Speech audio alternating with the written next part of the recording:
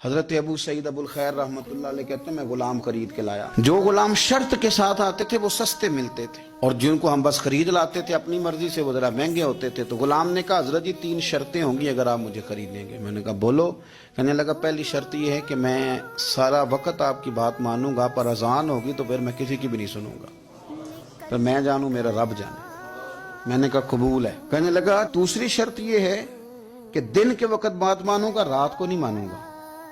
میں نے کہا یہ آرام کرنے کا عادی ہوگا، نیند زیادہ آتی ہوگی، بعض لوگ زیادہ سوتے ہیں. میں نے کہا ٹھیک ہے. اس نے تیسری شرط یہ کہی کہ بہت سارے جگہوں پہ لوگوں کے زیادہ غلام ہوتے ہیں تو ایک کمرے میں 5-5 6-6 لوگ رہتے ہیں.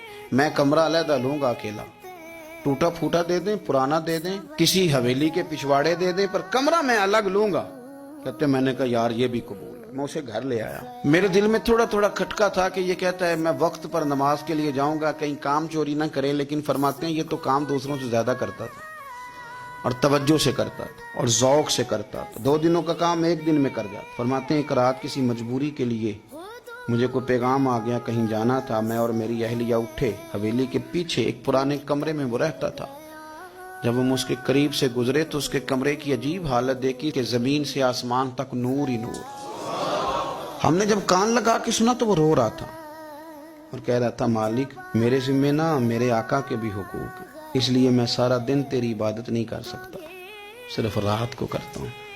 مالک اگر میرے ذمہ تو نے یہ ڈیوٹی نہ رکھی ہوتی تو میں سارا دن بھی تیری بارگاہ میں حاضر رہتا، میں قرآن کی تلاوت کرتا، میں تیرے محبوب پہ درود و سلام پڑھتا، میں یہاں آ جاتا تیری ہی بارگاہ میں، پر میرے حقوق ہیں. اللہ وہ جو دن کی میری غفلتیں ہیں وہ معاف کر دے.